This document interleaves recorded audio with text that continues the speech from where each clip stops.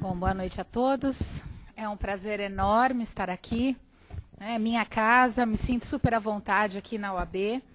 Eu gostaria de agradecer ao convite feito pela OAB, já não é a primeira vez que eu falo aqui, até a respeito de competência. E com o Marcos já também, muitas vezes, nós já estivemos juntos aqui, dividindo a mesma mesa. Gostaria de agradecer ao Dr. Edson Góes, a meu amigo Marcos Antônio Silva, que é presidente da Comissão de Direito Agrário. Aliás, aproveitando, né, o ensejo, gostaria de convidá-los para um evento que será o 2º Seminário Estadual de Direito Agrário, que é muito interessante, inclusive vai ser discutido assunto de direito do trabalho agrário, né, no dia 22 de junho, que é a próxima segunda-feira. E principalmente agradecer a vocês, né, porque com um frio desses, se dispor a não voltar para casa imediatamente após o término das nossas atividades é uma demonstração de força. Né? Então, eu gostaria de agradecer a todos aqui presentes. Espero que a gente possa aproveitar e discutir aí alguns assuntos interessantes a respeito da nova competência da Justiça do Trabalho e da emenda número 45, né? A emenda número 45, emenda constitucional, que fez essa ampliação tão grande à Justiça do Trabalho. Né? Já temos aí alguns anos, né, desde finalzinho de 2004, praticamente início de 2005, nós tivemos a alteração da emenda constitucional. E logo no início nós percebemos que houve uma discussão muito grande a respeito da nova competência, em especial do conceito de relação de trabalho. E hoje essa discussão ela tem se limitado muito mais à jurisprudência e a alguns assuntos específicos do que a debates doutrinários. Né? Eu ainda acho e acredito e faço votos, né, que em breve a gente consiga uma definição exata do que vem a ser relação de trabalho. Porque isso, apesar de aparentemente estar mais ou menos direcionado, né, e aparentemente tranquilo, pode gerar ainda muita confusão e muito desgaste. Né? A minha preocupação é que essas decisões, essas discussões a respeito, em especial, de relação de trabalho, que estão chegando no TST, ainda subam para o STF. E que nós tenhamos alguma surpresa no STF. Né? Porque o posicionamento do TST, mais ou menos, a gente vem percebendo qual é, e nós vamos discutir qual é. Mas a minha preocupação é que isso mude no STF, então eu acho que é fundamental que ou os tribunais, ou o Supremo Tribunal Federal, através de uma súmula vinculante, ou o próprio Tribunal Superior defina o que vem a ser relação de trabalho, ou a gente ainda corre muitos riscos e podemos aí sofrer consequências de aguardar uma decisão durante 5, 6, 7, 8, 10 anos, e de repente o Supremo conclui que não era da competência da Justiça do Trabalho e a gente volta a estaca zero e tem que começar tudo de novo. Bom, o que fez a emenda constitucional número 45? Ela trouxe não só transformações com relação à competência da Justiça do Trabalho, mas trouxe algumas outras mudanças que eu vou só comentar com vocês. Primeiro, ela criou a súmula vinculante, né? Que bem ou mal está criada e vem trazendo também alguns probleminhas, né? Quem conhece ou quem atua na Justiça do Trabalho já percebeu que a súmula vinculante com relação ao adicional de insalubridade e salário mínimo não deu para resolver nada ainda a respeito do tema. Né? Então, o Supremo Tribunal Federal disse que o salário mínimo não pode ser utilizado para nenhum efeito, né, como base de cálculo. No entanto, porque não existe ainda outra legislação a respeito do tema, os tribunais, pelo menos em maioria, vêm entendendo que ainda a gente acaba utilizando o salário mínimo, quando não o piso da categoria. Mas o salário efetivo, né, do reclamante, do empregado, ainda não está sendo aceito como base de cálculo para adicional de insalubridade. O que eu quero dizer com isso é o seguinte: as súmulas vinculantes, elas podem resolver um problema, né, permitindo uma maior celeridade e rapidez em todos os processos, mas ainda ela não trouxe um benefício concreto. Mas é uma criação da emenda constitucional número 45. Temos outras duas alterações que eu acho interessantes e que são vinculadas diretamente à Justiça do Trabalho. Uma delas é a vara itinerante, né? O artigo 115, parágrafo 1º da Constituição Federal, instituiu a obrigatoriedade, e não é uma faculdade, é uma obrigatoriedade, da criação das varas itinerantes.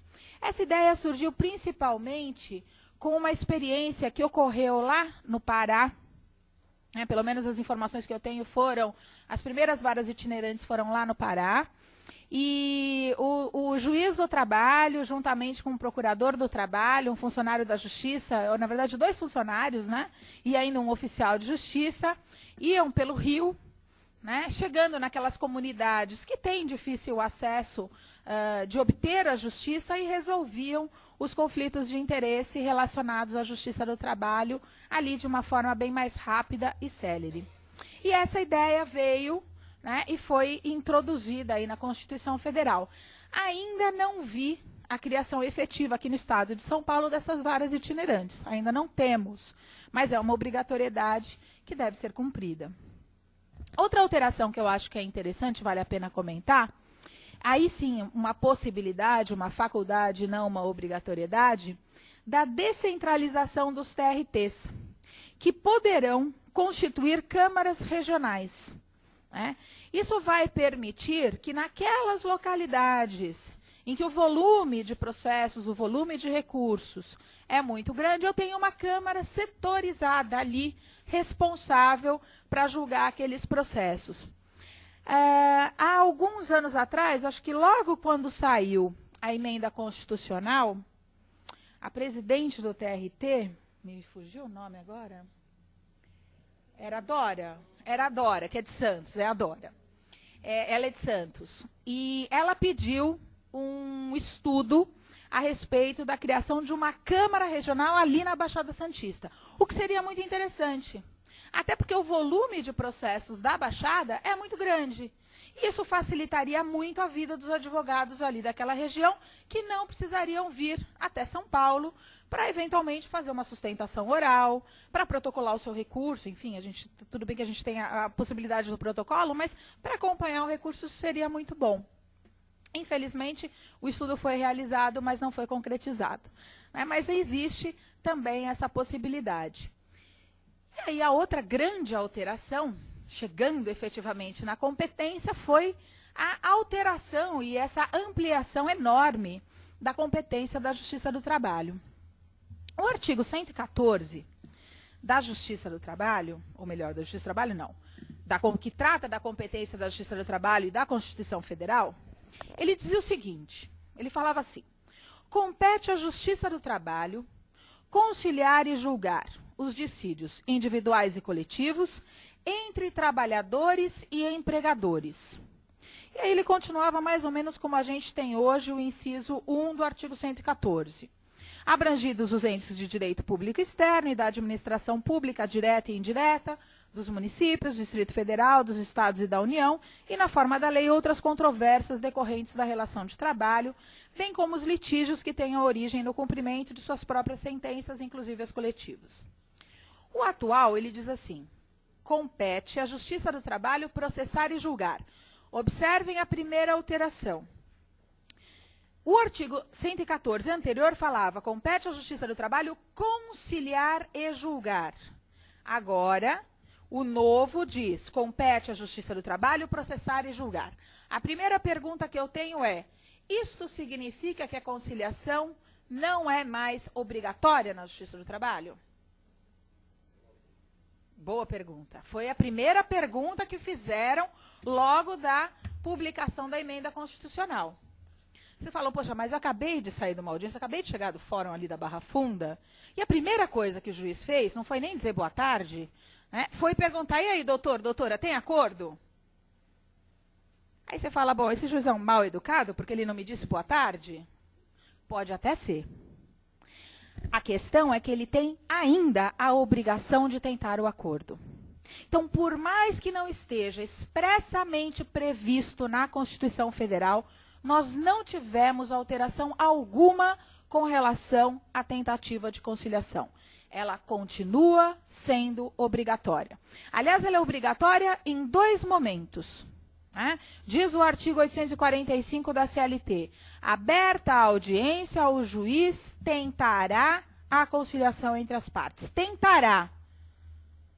Ou alguma coisa parecida, que eu não lembro certinho de cabeça. Mas ele deve promover a tentativa de conciliação, é obrigação dele. E a ausência de conciliação? E se o juiz se esquecer? Eu nunca vi isso acontecer. Mas imaginem que ele esqueça de tentar o acordo. É tão sério que causa nulidade do processo. Né? Deve existir 1 ou 2 decisões, mas a jurisprudência que existe a respeito do tema diz que é nula o processo em que não houve a tentativa de conciliação. Qual é o segundo momento em que é obrigatório? Pega uma sentença, qualquer sentença trabalhista.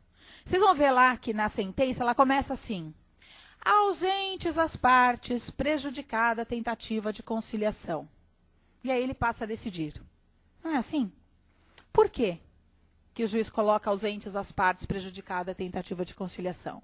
Porque, mais uma vez, terminada a instrução, o juiz obrigatoriamente deve tentar o acordo entre as partes. Então, por isso que nós temos, na sentença, aquela obrigatoriedade de constar que houve uma tentativa de conciliação. É lógico, ninguém está lá no gabinete do juiz, né, enquanto ele está fazendo a sentença, ou na casa dele no final de semana, na casa de praia, onde quer que ele esteja fazendo ou elaborando a sentença. Mas é obrigatória a tentativa. Outra questão que eu acho que vale a pena ainda falar de conciliação, né, que é um assunto tão importante para nós na Justiça do Trabalho, afinal de contas, 60% dos processos terminam em acordo, né, é que o acordo pode acontecer em qualquer fase do processo. Em qualquer momento. Basta que as partes concordem e que o juiz homologue. Depende da homologação, da ratificação, da concordância do juiz? Dependo. E se ele não concordar? Infelizmente, a gente não tem saída. Não tem o que fazer. Né? Há a obrigatoriedade da ratificação do acordo pelo Poder Judiciário. É óbvio que existem algumas situações em que o acordo ele não pode ser tão amplo após a sentença. Exemplo, antes do acordo, ou melhor, antes da sentença, em que, por exemplo, o trabalhador pleiteia o reconhecimento do vínculo empregatício, eu posso fazer um acordo sem reconhecimento de vínculo, certo? Reconhecendo aí uma prestação de serviços, uma relação jurídica entre as partes. Não tenho problema nenhum com relação a isso. Agora, após o reconhecimento do vínculo, dá para eu fazer um acordo dizendo que ele não era empregado? Agora sinto muito, agora não tem mais jeito. Já houve o reconhecimento do vínculo. Agora o que eu posso negociar são os valores. E os valores relacionados ao que foi combinado, aos valores entre as partes. O INSS ainda existe discussão se eu posso negociar, porque a partir do momento do reconhecimento do vínculo, a briga já fica bem mais séria. Tudo era mais tranquilo quando a gente não precisava chamar o INSS. Né? E eu lembro, e vários advogados aqui devem se lembrar, que todos os acordos tinham natureza indenizatória. A gente não pagava INSS de jeito nenhum. Hoje, a Justiça do Trabalho é uma das maiores arrecadadoras do INSS. Bom, então essa é a primeira diferençazinha que a gente percebe logo de cara. Aí a segunda diz assim, compete à Justiça do Trabalho processar e julgar. Não fala mais em dissídios individuais e coletivos. Óbvio que a gente precisa só fazer um parênteses rapidinho. O que são dissídios individuais e coletivos? O que é um dissídio? Dissídio é sinônimo de ação. é sinônimo de reclamação trabalhista. Né? Por que a gente chama a ação judicial promovida perante a Justiça do Trabalho de reclamação? Porque a CLT ainda fala de reclamante e reclamada? Curiosidade. A CLT, né, como a gente sabe, é de 1943. Sabe quando foi criada a Justiça do Trabalho como integrante do Poder Judiciário? 3 anos depois, em 1946. Falam, bom, e como é que funcionava? Entre 43 e 46, a Justiça, entre aspas, do Trabalho, ela estava vinculada ao Poder Executivo. Portanto, o juiz trabalhista, ele era um órgão administrativo. Ele dava uma sentença que não podia nem ser executada, porque tinha que mandar para a Justiça Estadual, para que a Justiça Estadual executasse aquela decisão. Por isso que se fala em reclamação, em reclamante e em reclamado. Porque antes da existência de uma ação judicial propriamente dita, que só ocorreu em 1946, o que nós tínhamos? Apenas a possibilidade de reclamar, né, perante um poder administrativo, poder executivo. Curiosidades. Dissídio é sinônimo de ação, portanto, é sinônimo de reclamação trabalhista. Individual, quando eu tenho um empregado ou alguns empregados, né, onde eu consigo identificar quem é quem na história. E coletivo, quando eu tenho a defesa de direitos de uma categoria, onde eu tenho a representação do sindicato. Até aí, então, não mudou nada. Só que aí fala que compete à Justiça do Trabalho, a nova, o 114.1, as ações oriundas de relação de trabalho. E aí continua igualzinho, abrangidos os entes de direito público externo e da administração pública direta e indireta da União, Estado, município, Distrito Federal, etc. O que muda? Eu estava conversando com o repórter aí da TV OAB. Ele fala, mas olha, eu estava lendo a lei e vi o anterior e vi o novo. E ambos falam de relação de trabalho. Afinal de contas, o que mudou? A diferença é pequena. Porque se a gente pegar o artigo anterior, nós vamos ver, compete à Justiça do Trabalho conciliar e julgar dissídios individuais e coletivos entre trabalhadores e empregadores. E agora a gente fala em relação de trabalho. O que muda? Antes eu tinha uma vinculação quase que direta com o empregador. Mas por que será que a Constituição Federal já falava em trabalhador? Por que a Constituição Federal, o antigo 114, não falava empregado e empregador? Porque ela falava trabalhador e empregador. Aí eu lembro da faculdade, que a gente já ouviu alguma vez, né? Ah, mas a lei não contém palavras inúteis. Não tem. Então tem algum objetivo, falar em trabalhador e não empregado, né? E empregador e não tomador dos serviços. Qual era o objetivo? Era permitir que algumas relações de trabalho, desde que expressamente previstas em lei, fossem da competência da Justiça do Trabalho. Isso significa que, antes da alteração da Constituição Federal, nós já tínhamos relações de trabalho sem vínculo empregatício que eram da competência da Justiça do Trabalho, não tínhamos? Quais? Quem lembra de alguma?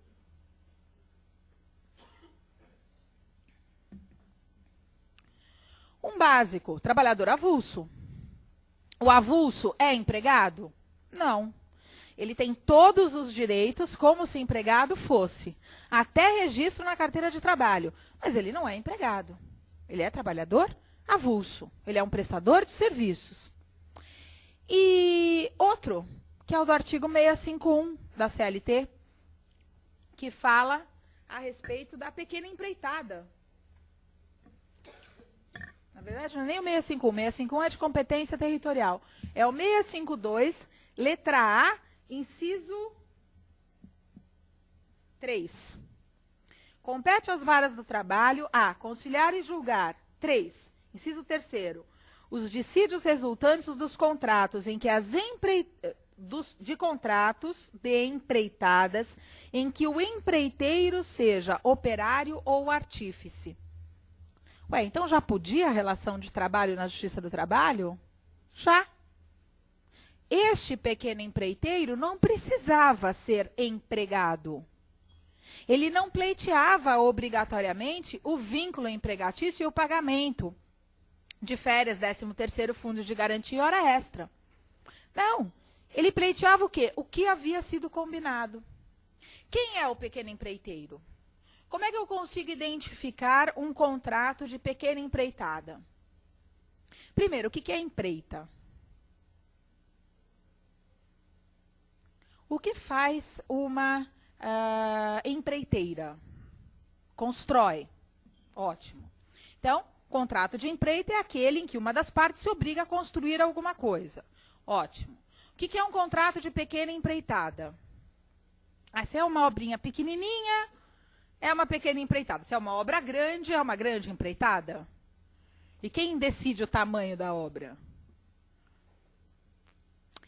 Quando se fala em pequena empreitada ou grande empreitada, eu não estou falando do tamanho da obra. O que eu estou falando é, pequena empreitada, ela ocorre quando o empreiteiro, que é o trabalhador, que é o prestador de serviços, é o próprio operário. Ele é o próprio realizador da obra. Neste caso, eu tenho uma pequena empreitada. Então, por exemplo, eu resolvo construir na minha casa de campo uma churrasqueira. Muito bem. Preciso comprar ainda casa de campo, mas quando eu tiver, eu vou mandar construir uma churrasqueira. Aí eu vou mandar construir a tal da churrasqueira, contratei um pequeno empreiteiro que vai fazer a obra, e ele constrói a tal da churrasqueira. Ele combinou comigo, sei lá, R$3.000 para ele construir a tal da churrasqueira. Só que ele faz a churrasqueira, e no final da obra, quando eu vou assar a primeira carninha, convido os amigos e tudo mais, eu percebo que a fumaça, ao invés de sair pela chaminé, como deveria, ela vem para dentro da casa, ou do salão de festas, ou do lugar onde for. Está com defeito. Falei, bom, eu tenho que pagar, era R$3.000, eu combinei com ele de pagar 2 parcelas, 2 de R$1.500. Eu paguei a primeira. Eu ia pagar a segunda só depois do churrasco, do primeiro churrasco. Eu falo, olha, tá errado, tá com defeito, eu não vou pagar R$1.500, eu vou ter que fazer de novo isso aqui, tá tudo errado. A fumaça vem para dentro da casa, não funciona assim. Ao mesmo tempo, ele não recebe aquele valor que havia sido combinado, o que ele pode fazer? Ele pode ingressar com uma ação na Justiça do Trabalho? Ou não? É uma pequena empreitada? É. É um prestador de serviços? É. Antes da Constituição Federal? Sim, antes da Constituição Federal. Já podia ingressar com ação na Justiça do Trabalho? Podia.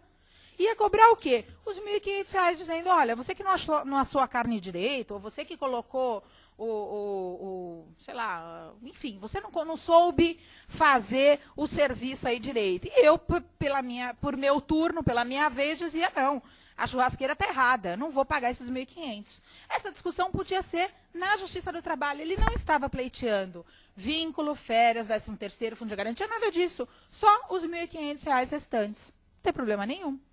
Já podia acontecer isso. Agora, era uma exceção e uma exceção expressamente prevista.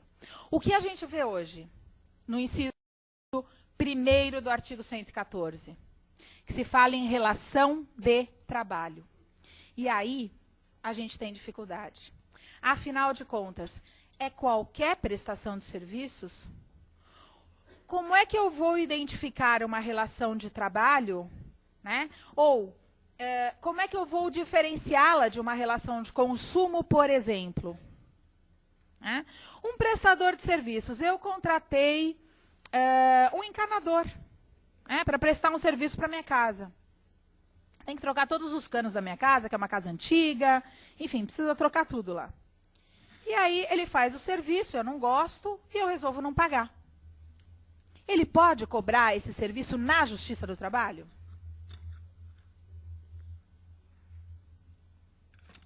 Tem gente que mexeu a cabecinha aqui dizendo sim, pode na Justiça do Trabalho. A colega aqui da frente falou, não, tem que ser na Justiça Civil, tem que ser na comum. E eu fico, não sei. A Justiça do Trabalho, ou o Poder Judiciário, ainda não resolveu. Deu indicações do que provavelmente vai acontecer. E eu já tenho mais ou menos a minha opinião formada. Confesso a você que ainda posso ter algumas mudanças, né, no decorrer do caminho, mas eu acho que o meu posicionamento tem se firmado no seguinte sentido. É relação de consumo? Vai para a Justiça Comum. É relação de trabalho? Vai para a Justiça do Trabalho. É óbvio que se for relação de emprego, eu não tenho dúvida. Para ser relação de emprego, o que eu preciso? Eu preciso dos 4 requisitos previstos no artigo 3º da CLT. A primeira coisa que a gente precisa diferenciar.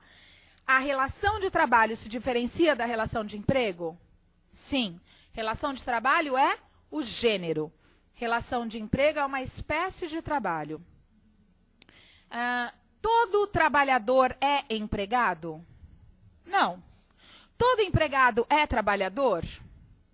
Às vezes, uns trabalham mais do que outros, tal, mas na maioria das vezes, sim. Todo empregado é trabalhador, é o gênero. E o que eu preciso para ser empregado? Diz o artigo 3º da CLT. Empregado é toda pessoa física. Primeiro requisito, pessoalidade. Aliás, quando se fala em pessoa física e pessoalidade, eu não estou falando obrigatoriamente que o empregado é só pessoa física, mas também que a prestação de serviços, ela é pessoal. Isso é muito importante. Se existe a possibilidade de substituição daquele trabalhador por outro sem autorização da própria empresa, aí eu não tenho pessoalidade. Ele pode até ser pessoa física, mas se eu, na minha atividade profissional, puder mandar minha irmã, meu cunhado, minha prima, meu marido para ir fazer o serviço que eu faço, não existe contrato, não existe uma pessoalidade, porque a pessoalidade, insisto, não é só que o trabalhador é pessoa física, mas também que o contrato é personalíssimo. É intuito persone. Né? Ele diz respeito à relação que existe entre aquela pessoa do trabalhador e o tomador do serviço. Isso é fundamental. Mas aí continua o artigo 3º e diz: empregado é toda pessoa física que presta serviços de natureza não eventual. Segundo requisito, habitualidade. Aí a gente esbarra em outro problema. O que é habitualidade? A habitualidade, ela requer ou exige que o trabalho seja prestado diariamente? Não. Não. Mas precisa ser 3 vezes por semana? 2 vezes por semana? Pode? É habitual? 1 vez por semana é habitual? 1 vez a cada 15 dias é habitual? Complicadíssimo a gente resolver o que é habitualidade, porque, mais uma vez, a lei não define. E aí a gente fica na mão da jurisprudência, que vacila.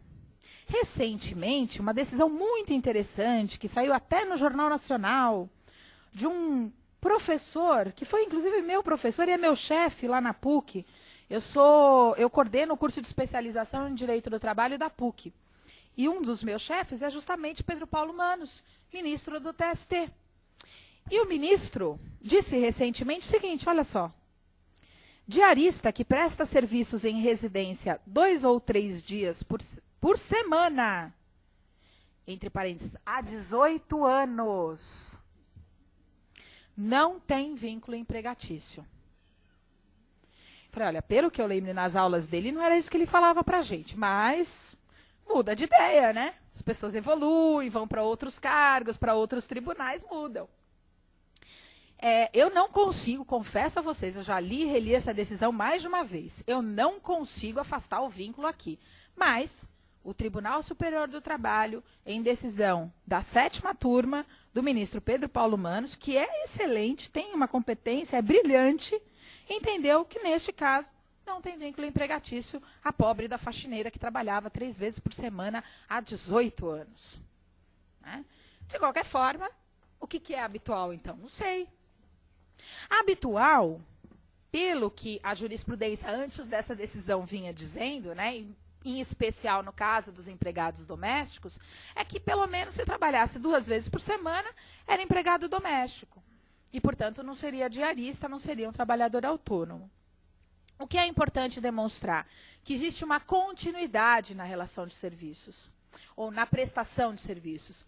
Quando se fala em continuidade, significa dizer que eu começo hoje o meu trabalho e não termino hoje. Eu continuo em outra data, seja amanhã, depois ou daqui uma semana, mas existe uma continuidade. O trabalho é continuado, é de trato sucessivo. Ele começa hoje, se estende até a próxima data, onde eu continuo realizando a mesma atividade e assim consecutivamente. De qualquer forma, é bem difícil determinar o conceito de habitualidade, principalmente após uma decisão como essa, em que o tempo, né, e a prestação de serviços, por mais que, a meu ver, aparentemente seja habitual, entendeu que não seria o caso, né, que haveria aí um trabalho como faxineira. Terceiro requisito da CLT. Empregado é toda pessoa física que presta serviços de natureza não eventual a empregador sob a dependência deste. Terceiro requisito é a subordinação. O empregado ele deve estar subordinado às ordens do empregador. Ordens lícitas, obviamente. Né? Ordens válidas, relacionadas à atividade do trabalhador e às atividades para a qual ele foi contratado. Mais uma vez, a subordinação ela também tem um conceito difícil, mas é um dos elementos, acho que talvez um dos essenciais no que se refere à demonstração do vínculo.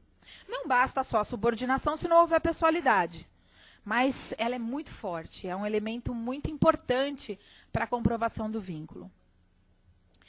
Talvez uma das formas mais simples da gente identificar a existência ou não da subordinação seja justamente a demonstração da possibilidade do tomador dos serviços poder aplicar penalidades ao trabalhador. Eu acho que essa é uma das formas mais simples da gente conseguir identificar essa subordinação.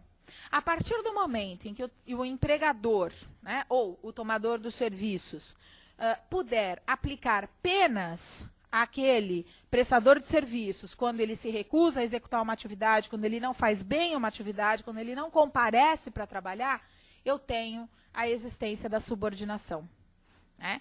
E as penalidades a gente conhece também. São 3. Né? A advertência, a suspensão e a dispensa por justa causa.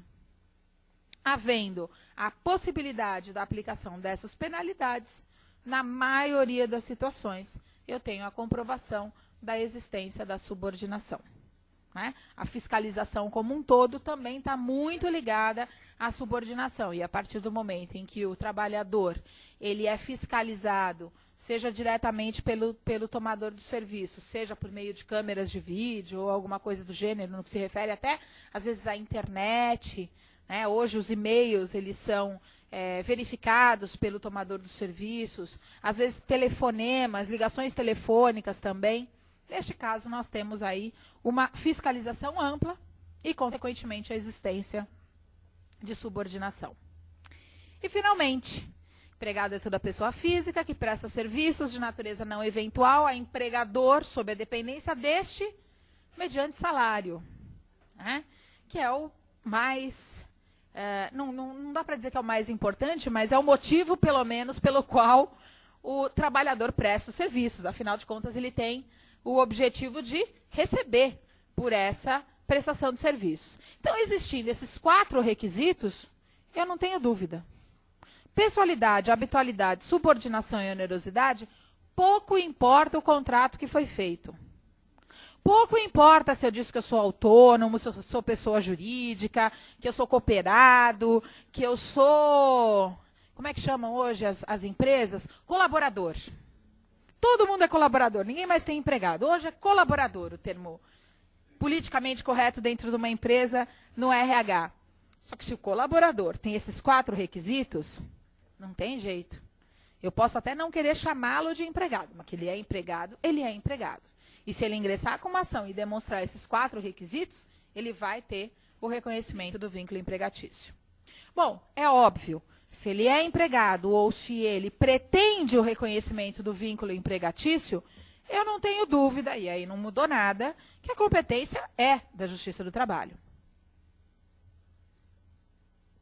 A questão agora fica em saber, bom, mas e as outras prestações de serviços? E as outras relações de trabalho? Como é que vão ser adaptadas à Justiça do Trabalho ou não? Eu gosto de dar um exemplo meio absurdo, mas que é muito fácil da gente guardar e muito simples da gente entender o que vem decidindo a jurisprudência dominante. Imaginem que eu vá ao cabeleireiro para fazer luzes. Vocês sabem que as mulheres loiras, nem sempre no Brasil, são efetivamente loiras, como é o meu caso. Né? Então, eu vou lá uma vez a cada 2, 3 meses para fazer as luzes, para retocar a minha loirice. Aí eu fui na cabeleireira e ela fez as luzes, tal, saí feliz e contente, loirinha. Né? E chegou o final de semana, fui convidada para ir para uma casa de campo, tinha uma piscina, e eu dei um belo de um mergulho com uma piscina cheia de cloro. As loiras sabem o que isso pode significar. Saí de lá com o cabelo verde. Falei, gente, e agora? Eu tenho uma palestra na segunda-feira, tem que vir aqui no Direito Agrário do Marcos. Como é que eu vou aparecer com o cabelo verde? Ele vai falar assim, você resolveu plantar alguma coisa no seu cabelo? Né? Que história é essa? Bom, eu fico tão irritada com o assunto que eu susto o cheque que eu dei para a minha cabeleireira. Né? E ainda resolvo ingressar com uma ação de indenização por danos. Né? Porque, afinal de contas, como é que eu vou dar aula, como é que eu vou participar de um congresso com cabelo verde? Não tem condição. Onde eu faço isso? Justiça comum ou Justiça do Trabalho? Eu pergunto por quê. A cabeleireira me prestou um serviço. Ela trabalhou. Essa é a atividade profissional dela.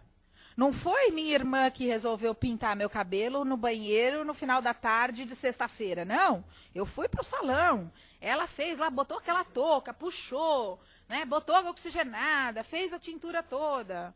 Então, é um trabalho profissional. Onde eu vou? E aí a cabeleireira, quando ela vê que o cheque foi sustado, ela fala, não, eu estou com título executivo. Prestei um serviço. Vou executar esse cheque, não quero nem saber. Para onde? Ou onde? Justiça comum ou Justiça do Trabalho? Tem gente que, quando eu faço essa pergunta, responde, olha, você, que é a cliente, né, e que teve uma prestação de serviços e quer uma indenização, vai para a Justiça do Trabalho. Ela que prestou o serviço... Não, é o contrário que eles me falam. Ela prestou o serviço, vai executar o cheque na Justiça do Trabalho. Você, que é a cliente, vai pedir a indenização na Justiça Comum. Gente, não faz sentido esse tipo de comentário. Não pode. Porque é o mesmo fato. Eu não posso ter um mesmo fato resolvido ali pela Justiça Comum e o mesmo fato pela Justiça do Trabalho. Eu posso ter decisões divergentes. Isso é um perigo. Isso não pode acontecer. Eu tenho que optar por uma das duas justiças. Qual? Pois é. Por favor. Vou pedir licença, a palestra está excelente, mas eu já havia consignado que nós estamos com um outro evento aqui no 10º andar e eu vou para lá para poder dar seguimento. Fica Dá licença. Obrigada. Obrigado. Você. Ele vai perder as cenas dos próximos capítulos. O Marcos te conta depois. Bom, aí a dúvida fica. Afinal, vai para onde? Justiça Comum ou Justiça do Trabalho? Temos vários posicionamentos a respeito. Vamos aos posicionamentos. O que vem dizendo a doutrina e a jurisprudência? Primeiro posicionamento. O primeiro posicionamento diz o seguinte, olha, não mudou nada. A competência da Justiça do Trabalho, ela não foi de fato ampliada. Porque antes o artigo 114 já falava em relação de trabalho, porque dizia trabalhador e empregador. E hoje o artigo 114, inciso 1, fala em relação de trabalho. Então, não mudou nada. Esse é um primeiro posicionamento. Um segundo posicionamento, que é bem mais amplo do que esse, diz o seguinte, olha, hoje, qualquer prestação de serviços vai para a Justiça do Trabalho. Independe se o prestador de serviços é pessoa física, independe se é pessoa jurídica, né? Se houve uma relação de trabalho, uma prestação de serviços, pouco importa se o tomador é de fato um consumidor, é o destinatário final ou não, vai para a Justiça do Trabalho. Essa é uma outra corrente. Aí tem uma terceira corrente, que diz o seguinte, não, relação de trabalho, ela se diferencia da relação de consumo. Quando se tratar de relação de consumo, a competência é da Justiça Comum. Quando se tratar de relação de trabalho, a competência é da Justiça do Trabalho. Essa terceira corrente é a que vem prevalecendo. No entanto, para que a gente possa fundamentar essa terceira corrente e, portanto, defender que se é relação de consumo, vai para a Justiça Comum, e se é relação de trabalho, vai para a Justiça do Trabalho, eu preciso saber o quê? O que é relação de trabalho e o que é relação de consumo. E, mais uma vez, eu não tenho o conceito de relação de trabalho. Mas eu tenho o conceito de relação de consumo. E isso já vai resolver boa parte dos meus problemas. Não todos, mas boa parte dos meus problemas resolve. O que vem a ser uma relação de consumo? Diz o artigo 2º, ou dizem os artigos 2º e 3º do Código de Defesa do Consumidor o seguinte: consumidor, pelo artigo 2º, é toda pessoa física ou jurídica que adquire ou utiliza o produto ou serviço como destinatário final. Então, o artigo 2º diz: consumidor é o destinatário final. Se o tomador dos serviços é a pessoa para quem eu presto os serviços, se ele é, de fato, o destinatário daquela atividade, eu tenho uma relação de consumo, eu tenho um consumidor e, portanto, a competência é da Justiça Comum. Diz aqui o artigo 3º. Ah, e quem é o fornecedor? Fornecedor, que é o prestador de serviços, é o trabalhador, né? É toda pessoa física ou jurídica, pública ou privada, nacional ou estrangeiro, bem como os entes despersonalizados que desenvolvem atividade de produção, montagem, criação, construção, transformação, importação, exportação, distribuição ou comercialização de produtos ou prestação de serviços.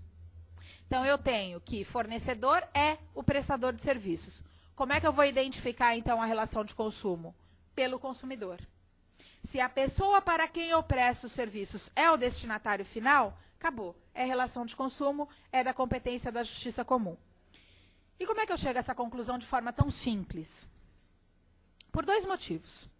Primeiro motivo, quem é a parte mais fraca numa relação de trabalho?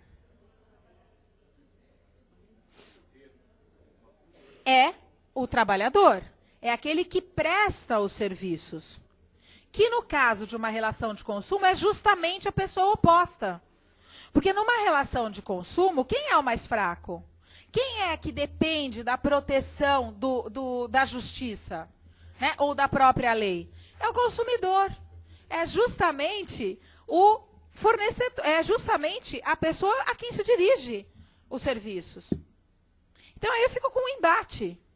Ora, como é que eu vou fazer se eu tenho 2 princípios da proteção, uma na Justiça do Trabalho e outro na relação de consumo? Vou dizer, bom, dá empate técnico, né? Os 2 se anulam e aí eu dou igualdade para as partes. Aí vira a Justiça Comum civil. Então, não adianta a Justiça do Trabalho. Então, é óbvio, a meu ver, que no caso de relação de consumo, não pode ir a competência para a Justiça do Trabalho, porque os princípios são incompatíveis com a Justiça do Trabalho. Mas não é só este elemento que, a meu ver, faz com que a relação de consumo vá para a Justiça Comum. Existe outro que está previsto em lei, que é o parágrafo 2º do artigo 3º do Código de Defesa do Consumidor. Diz lá, serviço, para definir quem é o fornecedor e fala aquela pessoa que presta os serviços, né? Então fala, serviço para legislação de consumo é qualquer atividade fornecida no mercado de consumo, mediante remuneração, inclusive as de natureza bancária, financeira, de crédito, securitária. Aliás, cá entre nós, o Código de Defesa do Consumidor já previa expressamente que os serviços prestados por bancos estavam sujeitos ao Código de Defesa do Consumidor. Nem assim, né, a gente conseguia este reconhecimento. Agora que parece que a situação está pacífica, mas está aqui, expresso. Bom, continuando. Serviço e atividade fornecida no mercado de consumo mediante remuneração, salvo, com exceção das decorrentes de relações de caráter trabalhista. Está aqui expresso no Código de Defesa do Consumidor. Ele fala, olha, tudo que é serviço é consumo, com exceção daquelas que forem em relação de trabalho. Então, o próprio Código de Defesa do Consumidor, ele já faz uma distinção. Ele não diz o que é relação de trabalho, mas ele diz que existe uma diferença. Se eu consigo definir o que é relação de consumo, já fica muito mais tranquilo ou muito mais fácil para eu identificar o que é relação de trabalho. E aí, nós temos alguns conceitos que são meio etéreos, mas que estão sendo resolvidos para a gente entender de forma efetiva o que é essa relação de trabalho. Atualmente, pela doutrina dominante, né, a relação de trabalho, ela também tem que ter 4 requisitos. Tá? O primeiro requisito para caracterizar uma relação de trabalho é que, primeiro, o tomador dos serviços não pode ser destinatário final. Ele não pode ser consumidor. Se o tomador dos serviços é o destinatário final, eu tenho uma relação de consumo que, portanto, será definida e resolvida ali na Justiça Comum. Segundo requisito. O trabalho deve ser realizado com profissionalidade. O que significa isso? Que a atividade que está sendo exercida é, de fato, uma profissão. É o trabalho. Né? É a atividade pela qual aquele prestador do serviço sobrevive. Neste caso, eu tenho uma relação de trabalho. Terceiro requisito. Muito parecido agora com o vínculo empregatício. Eu preciso de pessoalidade. Isso é fundamental. Não dá para ter relação entre 2 pessoas jurídicas discutida na Justiça do Trabalho. Aí sinto muito. Não serve. A Justiça do Trabalho, ela foi criada com o objetivo de permitir ao trabalhador, né? Portanto, não a uma empresa, a uma pessoa física que presta serviços, pleitear os seus direitos. Sejam eles previstos na CLT ou não. Então, terceiro requisito é a pessoalidade. Contrato de trabalho personalíssimo e tem que ser pessoa física. E o quarto requisito. A atividade do prestador dos serviços tem que ser o objeto do contrato. O objeto da relação, ou o que vincula, né, o tomador com o prestador, é justamente a atividade desenvolvida pelo profissional. Com esses 4 requisitos, a gente não resolve todos, mas a gente resolve a grande maioria dos problemas. E aí, a gente para. Vamos imaginar o seguinte, mais uma vez, voltamos para a história da cabeleireira e do meu cabelo verde. Né? Eu sou a cliente, eu sou a destinatária final. Eu vou discutir se, eventualmente, tenho direito a uma indenização ou não, onde? A meu ver, na Justiça Comum, e não na Justiça do Trabalho. E ela, se quiser cobrar o meu cheque, vai para a Justiça do Trabalho? Por 2 motivos ela não pode ir. Primeiro, porque não é título executivo na Justiça do Trabalho.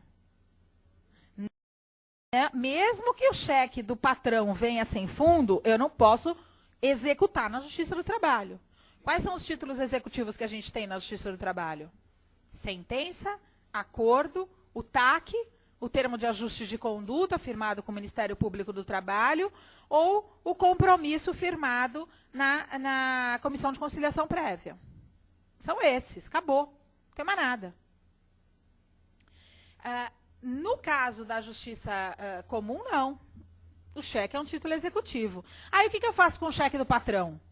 Eu junto, eu posso até, não deveria, mas eu posso até executar lá na Justiça Comum e tiro uma cópia junto no processo, ainda para dizer, olha, tá vendo? Ainda quero indenização porque ele não me pagou no prazo, porque o cheque voltou. Me deu um cheque sem fundo. Tá? Isso numa relação de trabalho. Mas a execução propriamente dita vai lá para a Justiça Comum. E essa cabeleireira que quer me cobrar, né, os serviços, vai lá também para a Justiça Comum. Então, é tudo na Justiça Comum. Agora, imaginem outra situação. A mesma cabeleireira, ela presta serviços num salão. E ela não é empregada. Aliás, tem muitos salões que fazem isso. Né? Eles contratam profissionais e eles fazem um contrato que tem sido chamado pelo setor de aluguel de cadeira. Não sei se vocês já ouviram falar disso.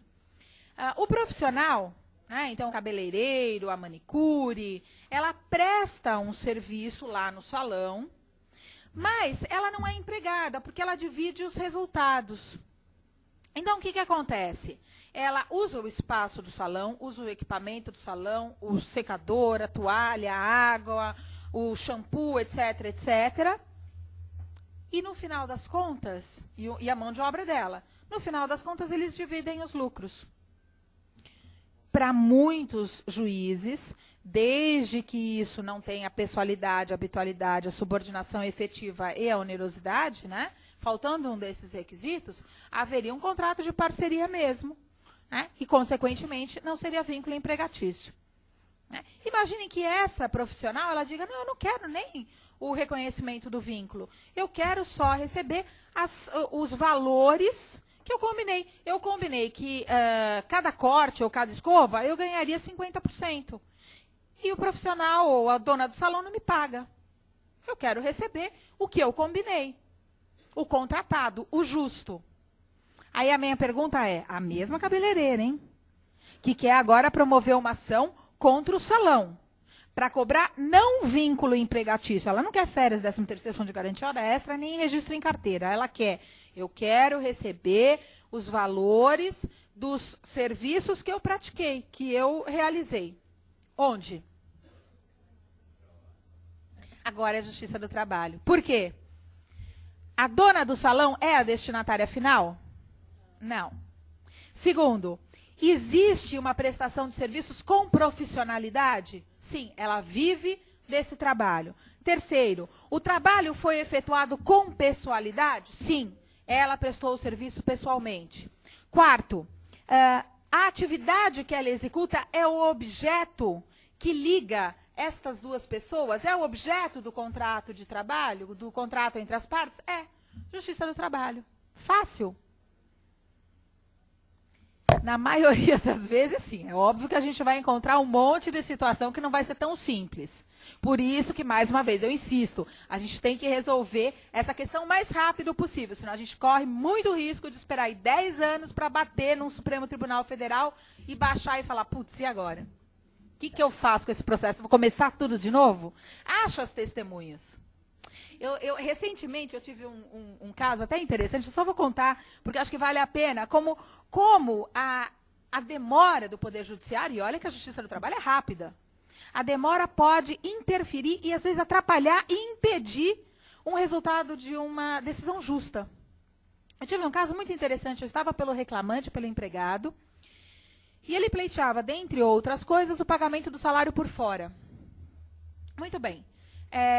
Eram duas testemunhas só que eu queria ouvir. Uma testemunha, acho que era de horas extras, e o outro que sabia do pagamento por fora.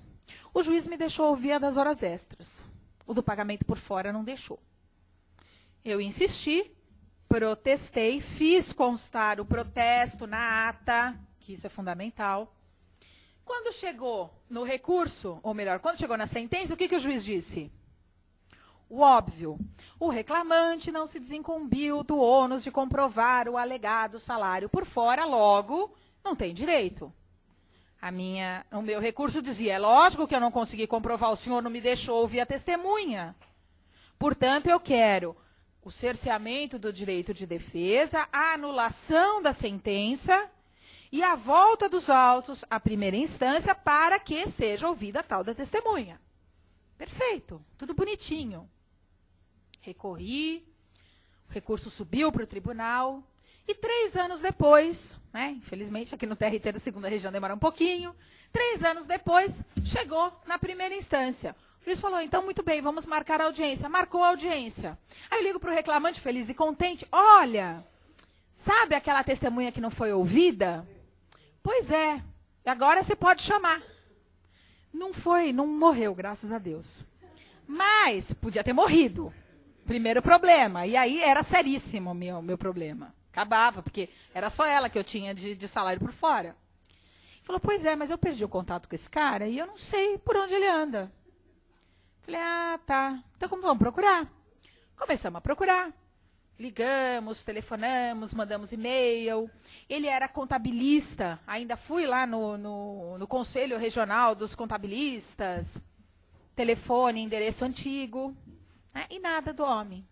E faltavam, acho que 3 dias para a audiência. E eu falei, meu Deus, eu não acredito que eu perdi 3 anos, e não vou ter a bendita da testemunha. Eu já podia estar com o processo praticamente executado, ou quase em fase de execução, e voltei tudo para nada. Eu entrei no Orkut. E não é que eu achei o homem? Achei. Foi sorte.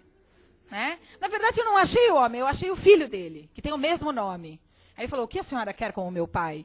Eu falei, não, veja bem, eu sou advogada, eu preciso de uma audiência. Lembra? Conversa com ele sobre o fulano de tal, se ele se lembra da audiência. Ah, tá. Aí o fulano entrou em contato comigo e no final deu tudo certo. Mas já imaginou se o homem morresse? Se eu não tivesse a ideia de entrar no Orkut e procurar? Eu ia perder 3 anos. Então, é complicado e isso pode acontecer, infelizmente, com relação à competência na Justiça do Trabalho. Bom, voltando aqui à nossa história. Eu preciso desses 4 requisitos para ser relação de trabalho. Não resolve todos os problemas, mas resolve a maioria deles. Um dos assuntos que hoje vem sendo muito discutido a respeito aqui da competência é justamente que nos interessa, em grande escala, eu diria, é justamente dos honorários advocatícios. Fala, bom, e honorários advocatícios, aonde eu vou cobrar? Primeira coisa que o bom advogado deve fazer. Ao receber o cliente, ele deve... Meninos, atenção. Estou falando para os novinhos que estão começando. Ao receber o cliente, o que ele precisa? Procuração, contrato de honorários, fundamental contrato de honorários. E terceiro, que aquele cliente assine as declarações que prestou a você. Por que eu digo isso? Porque eu já tenho mais de 10 anos de advocacia. E eu sei que no final das contas, a história muda. É uma coisa impressionante. No seu escritório, a história é de um jeito. Antes da audiência, às vezes ela é de outro. E na audiência, você se surpreende com uma história completamente diferente de tudo que você já ouviu. Então, cuidado. Porque, às vezes, na emoção de uma determinada situação, isso não é só trabalhador, não. Empregador também. O empregador, ele esquece de contar um monte de coisinha importante. E ele lembra, na audiência, fala, meu Deus, por que esse homem não me falou isso? Então, é fundamental que a gente tenha assinado, registrado, tudo certinho, o que a parte disse. Né? Hoje nós temos um perigo muito grande de litigância de má-fé e gente defendendo responsabilidade solidária do advogado.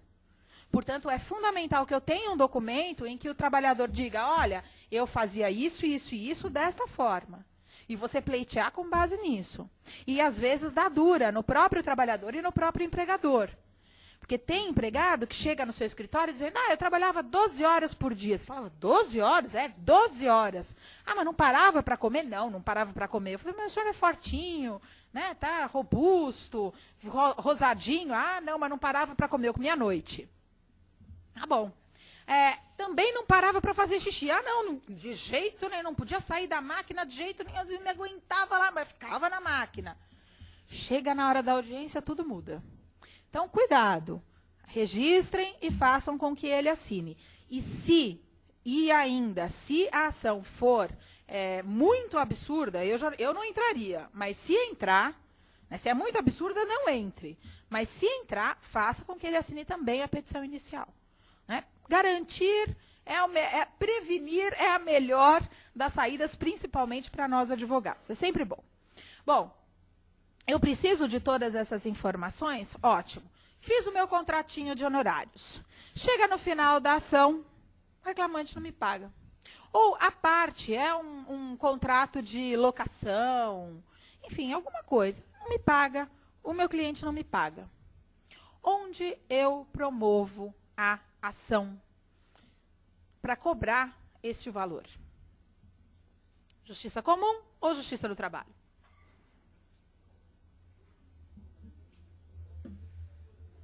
Tem muita gente que diz o seguinte, olha, nós advogados não temos uma relação de consumo com o nosso cliente. É uma relação muito superior à relação de consumo. Portanto, na justiça do trabalho é um trabalho, é uma prestação de serviços. E aí? Justiça comum ou justiça do trabalho? O cliente é destinatário final. Mas o trabalho é pessoal, isso é verdade. Tem posicionamentos e entendimentos para todos os gostos. Para o que vocês quiserem, vocês vão encontrar, não tenham dúvida. Né? O TRT de Minas, por exemplo, está adorando dizer que a competência é da Justiça do Trabalho. E manda bala em todos os honorários advocatícios que são promovidos lá em Minas Gerais. Aqui em São Paulo, a gente tem uma certa divergência.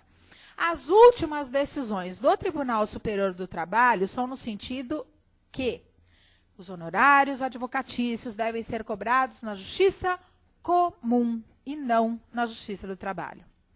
Apesar disso ser um problema sério para nós, porque vai demorar a vida para cobrar os nossos honorários, eu confesso que eles têm razão. Não vai ter muita saída. É destinatário final. E aí você pode discutir se é relação de consumo ou não. Você pode até dizer, não é relação de consumo, mas é um destinatário final, é um cliente. E, consequentemente, deve ser proposta ação, a meu ver, na justiça comum e não na justiça do trabalho. Agora, isso é com relação ao cliente, pessoa física, prestador de serviços. Agora, imaginem que eu preste serviços como freela num escritório. E eu faça audiências. Eu chego no escritório, pego 10 pastas, 10 não dá, né? Não dá para arriscar 10 audiências num dia, mas 5. 5 pastas, eu falo, olha, 5 defesas aí, ou 5 iniciais, 5 reclamações para você atuar. Muito bem. Aí vai lá o pobre do freela com aquele monte de pastas, tendo que ler contestação inicial, tudo na hora, se preparar para fazer a tal da audiência. Às vezes para ganhar R$50 por audiência. É um sofrimento. Bom, aí ele fez, depois de um mês, ele fez lá 50 audiências, 100 audiências. Ele fez um monte de audiências. E vira o dono do escritório e fala, só que esse mês tá difícil. Né? Eu não recebi nada, não fizemos acordo. Pois é, não vai dar para te pagar esse mês. Enrola para o próximo mês, enrola um terceiro. Enfim, e o advogado quer receber as audiências que ele prestou, que ele trabalhou, que ele atuou. Ele vai cobrar onde?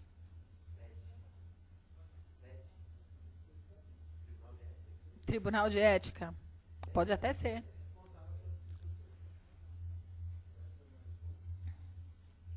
Cobra onde? Pode ser na Justiça do Trabalho? Agora eu acho que é na Justiça do Trabalho. Então, se por um lado o prestador de serviços com o cliente vai para a Justiça Comum, quando eu tenho um advogado com o escritório, um médico com um hospital, né, um prestador de serviços, sei lá, um corretor de seguros com a seguradora, ele vai para a Justiça do Trabalho, é outra história. Fala, mas ele é autônomo. É autônomo, é prestador de serviços. É essa a relação de trabalho que a Justiça do Trabalho procurou abranger. Por quê? Porque ela vai usar o procedimento mais célere da Justiça do Trabalho para resolver aquela questão. E impedir que o trabalhador que depende para sobreviver daqueles valores espere tanto tempo como deveria esperar na Justiça Comum para receber uma verba que, a meu ver, é muito próxima da verba de natureza salarial, né? Honorários advocatícios, honorários médicos, um arquiteto, enfim, são questões que ele pode cobrar, a meu ver, na Justiça do Trabalho, quando, né, é pessoa física, quando o escritório, né, o tomador dos serviços não é o destinatário final, quando existe profissionalidade e, qual é o último requisito? Quando o objeto da atividade é o que une os dois. Tudo bem? Tem mais um exemplo interessante, que é o seguinte. Um trabalho religioso vai para onde? Trabalhador voluntário, terceiro setor, ONG, creche, instituições, igrejas, né? Igrejas em geral. O fulano era pastor de uma igreja evangélica. Se ele quer o reconhecimento do vínculo, não tenho dúvida que é a Justiça do Trabalho. Se ele vai ganhar ou não vai ganhar, vai depender do juiz, da igreja, do que ele provar, enfim.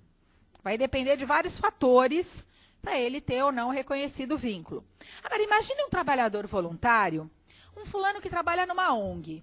Vocês lembram que o trabalho voluntário, ele permite que o prestador dos serviços seja reembolsado dos valores que ele efetivamente tenha gasto com aquela atividade. E ele gastou condução, ele gastou, sei lá, ele teve que fazer uma pequena reforma, ou ele teve que comprar alguma coisa de urgência, e gastou um determinado valor. Como trabalhador voluntário, ele pode ingressar com ação na Justiça do Trabalho? Ou na Justiça Comum? Ele só quer cobrar o valor que ele gastou na execução dos serviços. Justiça Comum ou Justiça do Trabalho? Pois é, eu tenho uma certa dúvida ainda. Eu estou mais propensa à Justiça do Trabalho, apesar da prestação dos serviços não ter aquele requisito que a doutrina tem falado da profissionalidade, né? Porque não é, de fato, uma profissão e, às vezes, ele não sobrevive disso, nada disso. Não tem esse requisito. Mas, por ser uma relação de trabalho, por mais que ela não seja remunerada, eu acho que dá para a gente encaminhar para a Justiça do Trabalho. Agora, vocês querem ver um assunto interessante? E teve uma ação trabalhista nesse sentido? Pai de santo. O pai de santo fez um trabalho mesmo, né? No bom sentido. Fez um trabalho para uma determinada empresa. A empresa não conseguia vender, estava em dificuldade. Aí contratou o pai de santo. O pai de santo fez o serviço e a empresa não quis pagar. Não. É uma decisão interessante, que é lá de Belém do Pará. Não é do Belém do Pará. É do Pará, quer ver? Não é nem do Pará, é de Macapá. De Macapá. A história é bem legal. É assim. O pai de santo foi contratado para prestar os serviços. E diz ele que estava cobrando 15 mil reais. 15 mil, mais 1.800 pelo 1.800 pelo material utilizado. É material caro, vela, farofa, pinga, o frango, a galinha, sei lá. É caro, 1.800 não é barato. Bom, eram atividades, serviços que ele prestava para o reclamante de limpeza e descarrego nas instalações da empresa. É sério, gente, não é brincadeira. Com 15 mil reais. A reclamada, em princípio, nega a prestação de serviços. Só que na instrução, ela fala, não, de fato, ele prestou o serviço. Mas não funcionou. Continuo com dificuldades financeiras. Não deu certo. Não funcionou, não vou pagar. E não pagou. E aí, o que fez o pai de santo? Entrou com uma ação trabalhista, dizendo, prestei um serviço, Justiça do Trabalho, logo quero receber meus 15 mil reais. Convenção não teve aqui. Mas a reclamada disse, não, de fato, prestou serviço. Olha o que dizia a instrução, o que a reclamada disse. Que o reclamante fez orçamento dos trabalhos. Em depoimento, a reclamada declarou que o reclamante fez o orçamento dos trabalhos, que acha que o valor cobrado pelo reclamante foi de 6 mil a 8 mil, mas não lembra exatamente. Que o reclamante já foi à empresa há aproximadamente 10 anos, há 10 anos atrás deve ter dado certo, por isso que chamou de novo, né? E no ano passado, que chegou a comparecer na empresa e se identificar a fulana de tal. Em face dessas declarações, verifica-se, diz o juiz, né, o intuito da reclamada em inovar na lide, porque antes, na defesa, ela tinha dito que não tinha ido, né? Quanto ao valor cobrado pelo reclamante e a prestação de serviços, vez que incontroverso na tentativa de camuflar a realidade dos fatos. Além disso, olha, juíza, não é razoável que o reclamante, pai de santo, há mais de 22 anos em Macapá, tenha insistentemente comparecido à empresa da reclamada várias vezes, apenas para convencê-la a contratar seus serviços, inclusive identificando-se a secretária do frigorífico, era um frigorífico. Né? Nem precisava gastar com a galinha, né? Já devia ter lá. Mas, enfim, ressalta-se ainda no finalzinho que a reclamada, ao alegar que não houve o serviço e depois confirmar que estes existiram, acaba confessando e admite a possibilidade da prestação de serviço. O que a juíza disse? Em razão da existência da prestação de serviços confirmada numa das localidades, eram 3 localidades, cada uma custaria 5 mil reais. Né? A juíza condenou ao pagamento de 5 mil reais, porque ela conseguiu, ou o pai de santo conseguiu comprovar a prestação de serviços em uma das localidades. Correta a decisão? Para mim, a juíza ficou com medo do pai de santo. Eu acho que na dúvida, mas paga 5 mil para ele, né? Na dúvida.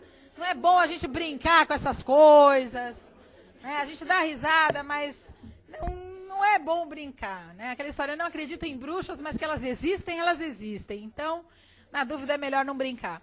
De qualquer forma, o que a juíza entendeu foi que, por se tratar de uma prestação de serviços, pouco importa se há uma relação de consumo ou não.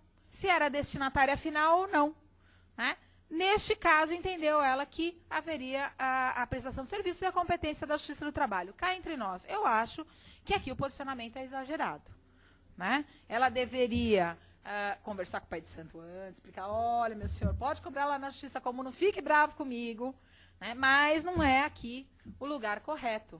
Por quê? Porque se trata de um destinatário final. Eu tenho uma empresa como destinatária final. Da limpeza, do descarrego, do que for. Né? Neste caso, não seria da competência da Justiça do Trabalho. Bom, no que se refere aos demais trabalhadores, e eu vou falar alguns, mas para a gente analisar rapidamente os casos. Empregado urbano, não tenho dúvida, é da Justiça do Trabalho. Empregado rural, também não. Né?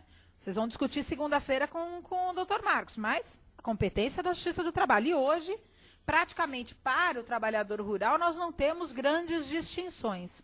Né? São muito mais no que se refere ao pagamento de impostos e INSS do que propriamente a direitos trabalhistas. Trabalhador doméstico também. competência da Justiça do Trabalho. Né? Temporário é da Justiça do Trabalho? Sim, porque o temporário, ele é empregado da prestadora de serviços. Ele presta serviços para uma tomadora. Mas ele é empregado da prestadora, né? Por tempo determinado. Mas tem gente que diz que ele nem empregado é. Mas a competência é da Justiça do Trabalho. O avulso também não mudou nada. Continua sendo da competência da Justiça do Trabalho. Aí vem o eventual e o autônomo. E aí? Aí depende, a meu ver. Se nós entendermos que o tomador dos serviços é o destinatário final, competência da Justiça Comum. Se o tomador dos serviços não é o destinatário final, competência da Justiça do Trabalho. Então, o trabalhador autônomo e o trabalhador eventual podem ou não se dirigir à Justiça do Trabalho. Vai depender da presença dos outros requisitos vinculados à relação de trabalho. Parceria rural. É aquela história de um ceder a terra e os equipamentos e outro entrar com a mão de obra. Competência da Justiça do Trabalho ou não? Eu acho que é Justiça Comum, mas tem decisão dizendo que é a competência da Justiça do Trabalho. Tá? Eu confesso a vocês que, por ser parceria, o próprio nome já diz, é uma espécie de união de interesses e não de uma prestação de serviços de fato. Né? A gente se une para atingir um objetivo comum, que é o rendimento, é um lucro, é um benefício financeiro. Mas eu acho que vai para a justiça comum. O que eu adoro, representante comercial. Isso, para nós, advogados trabalhistas, se tudo correr bem, é o grande filão do mercado. Tem que estudar a lei de representação comercial. Vai para onde o representante comercial? Primeiro, se o fulano tem um contrato de representação comercial, mas ele quer o reconhecimento do vínculo, eu não tenho dúvida, é Justiça do Trabalho. Agora, ele está na dúvida. Foi aquela situação que é quase lá, mas não tem muita certeza. Ele tem subordinação, mas não tem muita, porque ele tem autonomia. Ele não tem exclusividade. É um caso que está bem no limite. Você não sabe se vai ganhar como empregado ou não. O que nós, advogados, devemos fazer neste caso? Ação na Justiça do Trabalho e outra na Justiça Comum? Que der primeiro? Não. Hoje, dá para a gente tentar o seguinte. Representante comercial. Eu vou fazer conta primeiro, hein? Não vou ser boba também de não fazer conta. Vou calcular. Se eu não souber calcular, manda para alguém que saiba. Tá? Porque nós fizemos direito, provavelmente porque não entendíamos muito de matemática. Esse é um dos motivos. Né? Porque a gente gosta também de direito, óbvio. Mas muito porque de matemática não entendo nada. Então, vamos para a área de humanas. Né? Então, primeira coisa, manda fazer cálculo. Eu quero o vínculo empregatício. Vale a pena para mim o vínculo empregatício. Ótimo. Mas e se não der? O fulano, pelo representante, pela lei de representante comercial, tem muitos direitos. Tem, por exemplo, o direito de receber diferença de comissão. Não pode reduzir a comissão também para o representante comercial, sendo representante comercial de verdade. Pode. Se ele tiver exclusividade naquela região e a empresa, para quem ele presta serviços, vender diretamente para o cliente, sem passar a comissão para ele, também está praticando outra violação da lei do representante comercial. E tem mais uma indenização que eu acho que é a melhor de todas. Aliás, é melhor do que, normalmente, a indenização do fundo de garantia. Por isso que eu estou falando que tem que fazer conta. O representante comercial, no momento da rescisão do contrato, ele tem direito a 1/12 por ano de trabalho. Melhor do que o fundo de garantia. Ele tem o direito de receber a média, eu vou colocar entre aspas, salarial, que não é salário, né? É uma remuneração, é um valor que é pago em razão da prestação dos serviços dele, não é salário, porque ele não é empregado, ele é representante comercial. entre aspas, salário por ano de trabalho. Melhor do que o fundo de garantia, porque o fundo de garantia é 8%, dá quase um salário, mas não dá um salário. E dá um salário de 10 anos atrás, de quando eu prestei serviços, que tem 3% de correção ao ano, portanto não é nada. Né? Então, o fundo de garantia ele vai perdendo o seu valor, enquanto que o representante comercial não, é o valor atual. Eu trabalhei 10 anos, eu quero 10 anos de hoje, do valor que eu recebo hoje. Posso fazer isso na Justiça do Trabalho? A meu ver, sim. Porque é uma prestação de serviços. É óbvio que, se o representante comercial for pessoa jurídica e trabalhar como pessoa jurídica, aí não é da competência da Justiça do Trabalho. Mas se ele é pessoa física, ele pode pleitear os direitos na Justiça do Trabalho. Tá? O problema todo é que prescrição que vai aplicar. Que prescrição que eu aplico? A Justiça do Trabalho ou a Civil que é maior?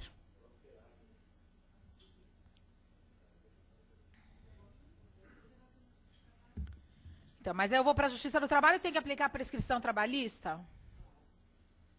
Eu acho que não. Não. Vou dizer por quê. Não é o que o TST vem dizendo, tá? O TST vem dizendo que vai para a Justiça do Trabalho e tem que aplicar a prescrição trabalhista. Não quero nem saber. É isso que o Tribunal Superior do Trabalho vem entendendo. Não concordo. O que é prescrição? É direito material ou é direito processual? Não. Olha como a gente...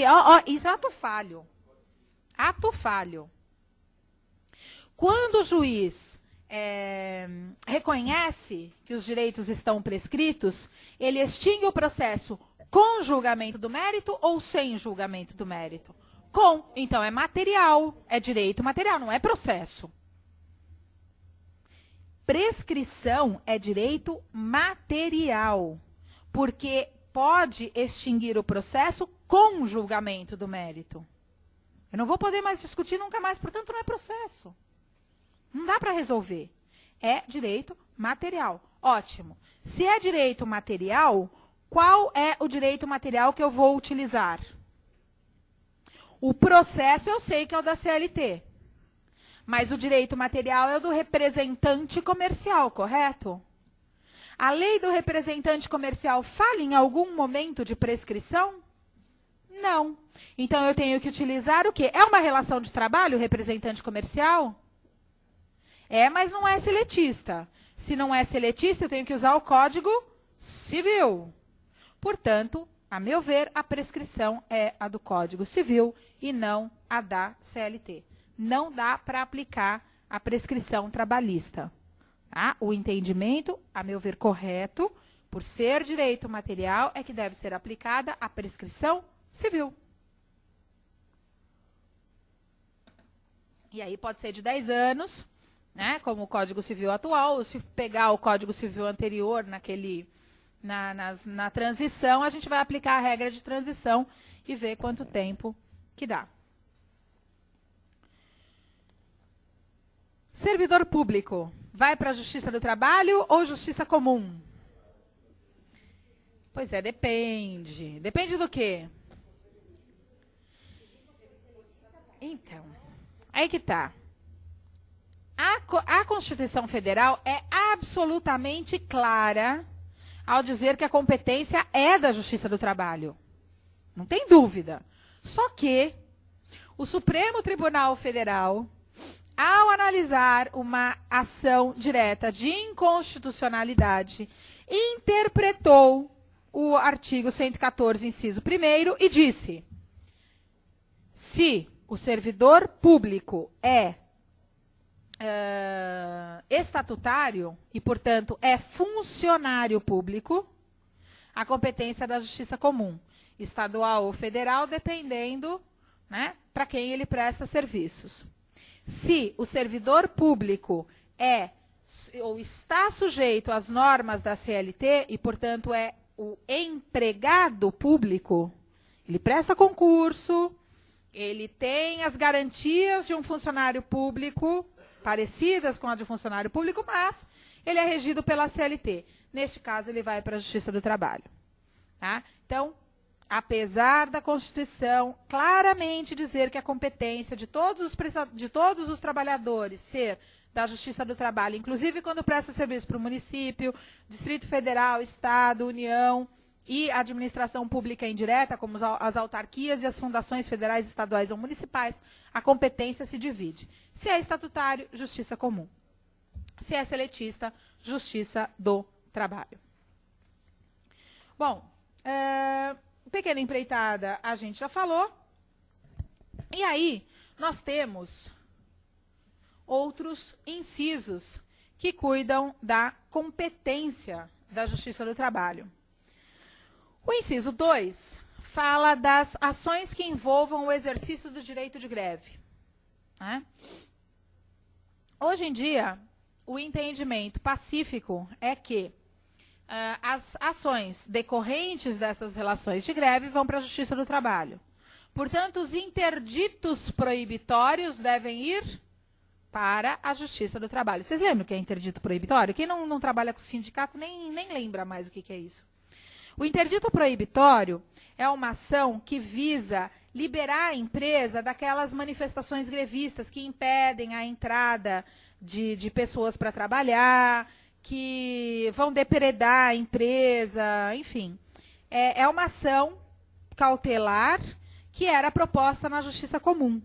Hoje, o posicionamento pacífico, ou quase que pacífico, da jurisprudência é no sentido de que o interdito proibitório deve ser proposto na Justiça do Trabalho e não na Justiça Comum, para liberar a empresa e deixar que os trabalhadores que querem trabalhar possam executar suas atividades. Tá? Agora, e os crimes cometidos durante a greve?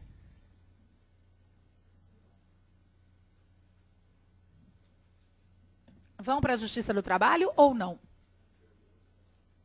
Crime é crime, gente. E aí tem a sua competência específica. Não vai, a meu ver, para a Justiça do Trabalho. Tem que ir para a Justiça Comum e não para a Justiça do Trabalho. Inciso 3º. Esse fala das ações sobre representação sindical entre sindicatos e trabalhadores e entre sindicatos e empregadores.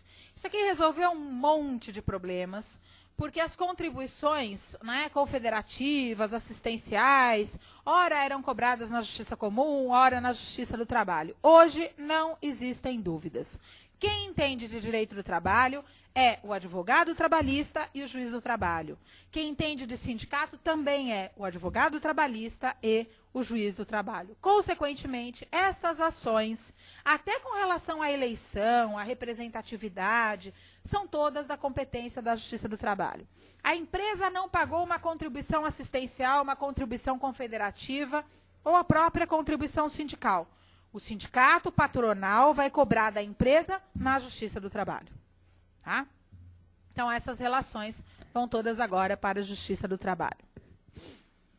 O inciso 4 fala dos mandados de segurança, habeas corpus, habeas data, quando o ato questionado envolver matéria sujeita à sua jurisdição. Antes, a gente só falava em mandado de segurança contra ato de juiz do trabalho. Hoje, não só.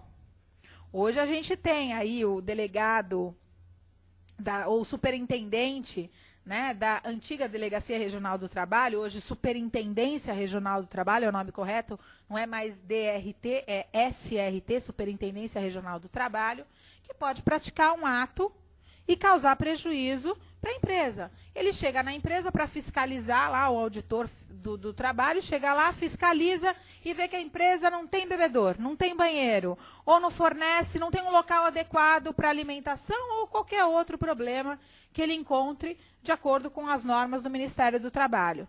Ele, de repente, pode falar, eu vou fechar essa empresa. Sem direito de defesa, sem nada. O que eu faço? Antes eu tinha que ir para a Justiça Comum. Hoje não. Eu vou para a Justiça do Trabalho. Mandado de segurança. Ato praticado por uma autoridade coatora, um ato ilegal praticado por uma autoridade coatora, que fere um direito líquido e certo. Mandado de segurança, Justiça do Trabalho, primeira instância, Juiz do Trabalho. Distribui lá e já peço liminar. Tem que avisar que não tem que marcar audiência. É só para pedir a liminar, mas tem que ir lá junto, né? Esses processos a gente tem que acompanhar. Né? Mandado de segurança, a gente tem que ir atrás dele, que senão ele não anda mesmo. Senão vão marcar audiência, aí não vai funcionar. Né? Então tem que ir atrás. Inciso 5º. Esse também não tem discussão. Os conflitos de competência entre os órgãos da jurisdição trabalhista, ressalvado o disposto no 102, inciso 1, letra O. Né? Então, quando houver conflito de competência entre a Justiça do Trabalho, entre um juiz do trabalho e outro, de uma localidade, vai para a Justiça do Trabalho. Se é entre a Justiça do Trabalho e a Justiça Comum, aí é o ressalvado 102, vai para o STJ, é a Justiça Comum que vai resolver quem é que é competente na história. As ações de indenização por dano moral ou patrimonial decorrentes da relação de trabalho, essas, a gente sabe que no começo houve uma baita de uma confusão, né? E foi muito divertido, porque logo que saiu a emenda constitucional, os juízes da área civil falaram, oba, vamos nos livrar de todos esses processos de acidente do trabalho. Indenização de acidente do trabalho, empacotaram tudo, botaram na Kombi e fala, manda para a Justiça do Trabalho. E as Kombi chegaram na Justiça do Trabalho, um monte de processo, ninguém sabia o que fazer com eles. Colocaram tudo lá no subsolo. Aí veio a decisão do Supremo Tribunal Federal, o Peluso, né? Que também agora está afastado, mas também é professor da PUC de São Paulo. Entende tudo de processo civil, fui aluna dele. Agora, de direito do trabalho, cá entre nós, confundiu a história aqui. E ele diz o seguinte, não, dano moral, dano patrimonial é direito civil, não tem nada aqui para a Justiça do Trabalho. Só que ele esqueceu que está expresso, está escrito aqui. É decorrente de relação de trabalho, vai para a Justiça do Trabalho. E aí o que fez o Tribunal Regional do Trabalho e as varas do trabalho? Botaram todos os processinhos na Kombi e mandaram de volta. Não queremos esses processinhos. E os processos ficaram assim, indo e vindo, sem saber o que ia acontecer. Até a decisão final do Supremo Tribunal Federal, entendendo que não importa se o direito material é de natureza civil. O que importa é a origem do dano. Se o dano foi praticado em razão da existência de uma relação de trabalho, é competência da Justiça do Trabalho e deve ir para a Justiça do Trabalho. O que nós vemos hoje, infelizmente, é que muita gente vem pedindo indenização por dano moral por qualquer coisa. Né? Qualquer historinha é dano moral. E isso a gente tem que tomar cuidado, porque acaba atrapalhando os verdadeiros danos morais. É uma pena isso, mas até a jurisprudência, os advogados se acalmarem com a história do dano moral, ainda nós vamos ter que aguardar um pouquinho. Hoje, qualquer coisa, mandou por justa causa é dano moral. Não pagou, não sei como, é dano moral. Falou mais grosso com o empregado, é dano moral. Então, tem que tomar um certo cuidado. Até porque dano moral é difícil de comprovar também. Então, é importante que a gente tenha, de fato, um problema, uma questão, tenha ferido a personalidade, a honra do trabalhador para dar dano moral. Inciso 6º, já falei, 7º. As ações relativas às penalidades administrativas impostas aos empregadores pelos órgãos da fiscalização das relações de trabalho. Acabei de falar. Né? O Ministério do Trabalho vai lá, a Superintendência Regional do Trabalho fiscaliza, impõe multa, vou discutir sobre a multa, onde? Justiça do Trabalho, finalmente. Né? Não tenho que ir para a Justiça Comum, eu vou para a Justiça do Trabalho, onde todo mundo entende o que eu estou falando. A dificuldade é você ir para um juiz que não está habituado à CLT, não está habituado aos nossos jargões. Né? Isso acaba dificultando e atrapalhando até a solução dos processos.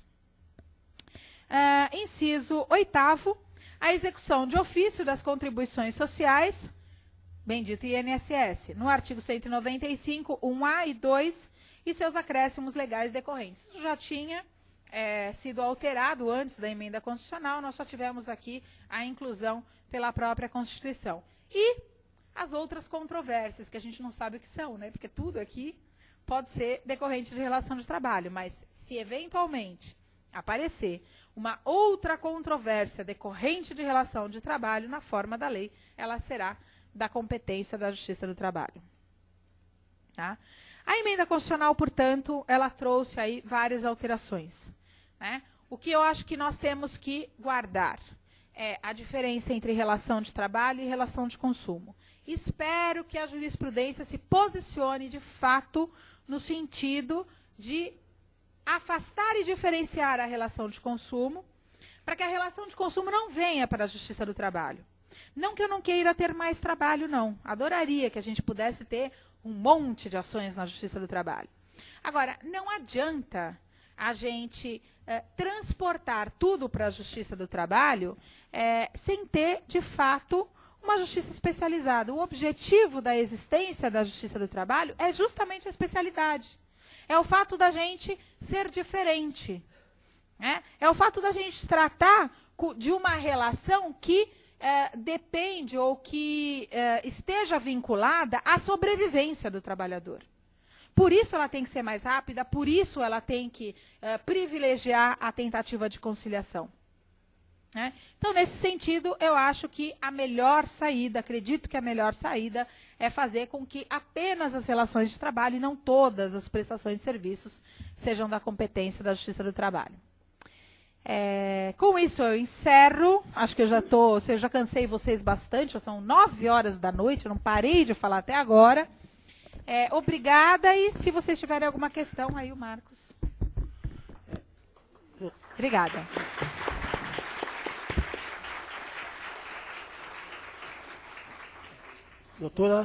Doutora Fabiola Marques, em nome da Ordem dos Advogados do Brasil, seccional de São Paulo, presidida pelo grande líder, Dr. Luiz Flávio Borges Durso, agradeço a sua presença na palestra de hoje, principalmente pelo brilhantismo que ele é contumaz, e falar da doutora Fabiola Marques, que ela é mestre, doutora, que é professora de vários cursos de pós-graduação nesse país, seria, sim, enfeitar o pavão.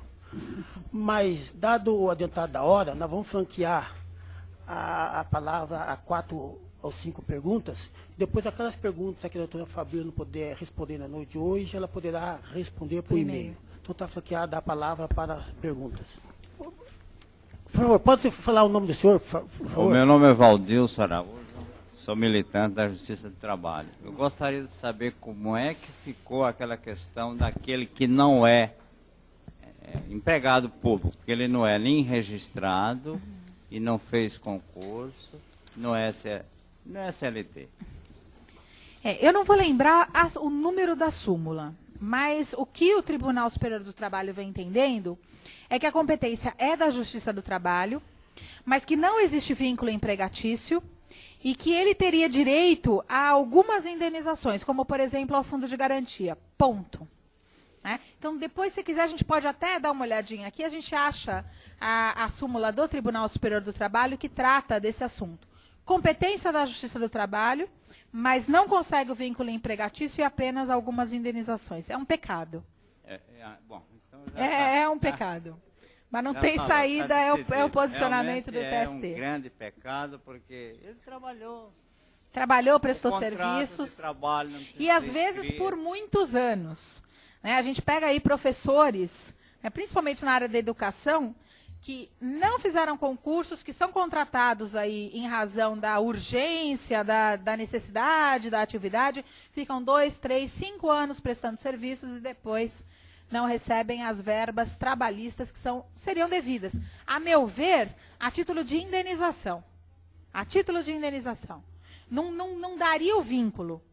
Né? Por que não daria o vínculo? Porque, pela Constituição Federal, artigo 37, tem que ter concurso público e tudo mais. Mas o Estado se beneficiou daquele trabalho. Então, ele tem que indenizar.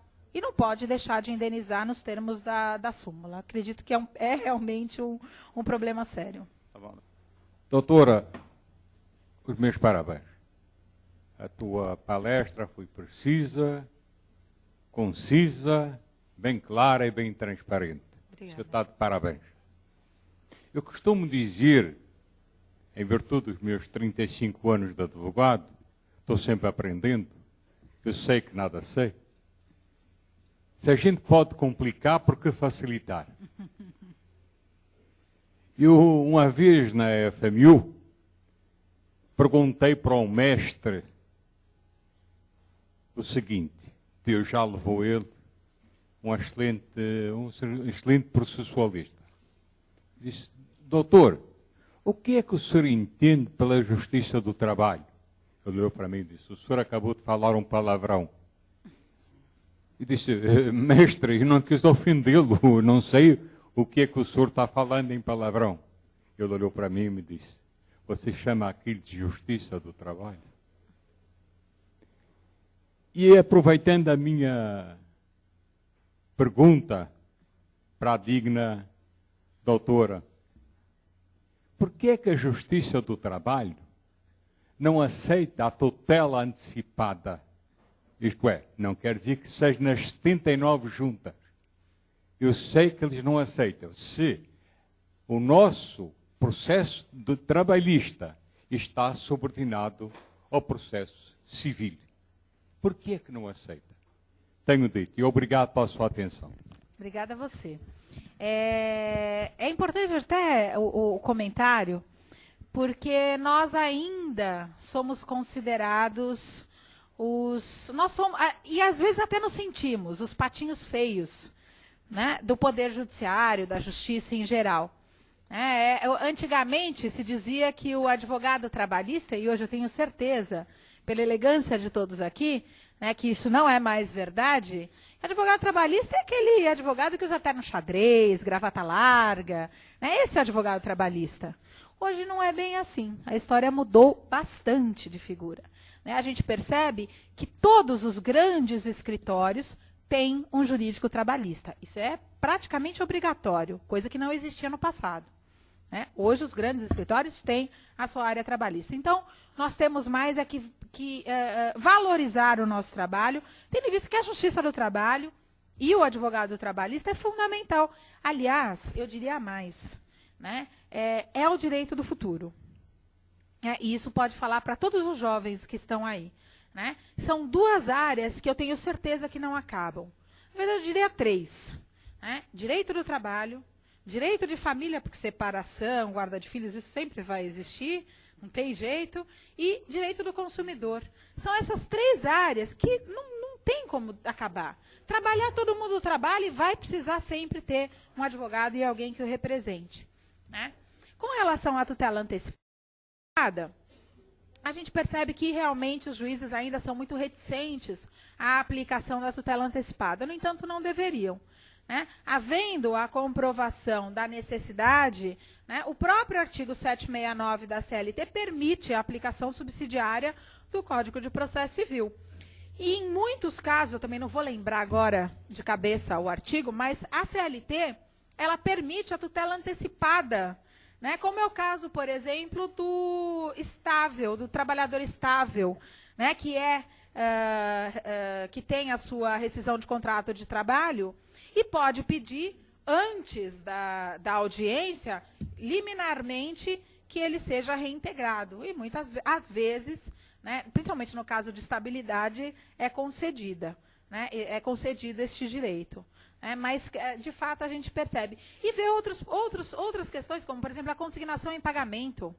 Né? Consignação em pagamento, que é uma ação simples, né? Que é do processo civil e que poderia ser aplicada na Justiça do Trabalho, às vezes os juízes marcam audiência.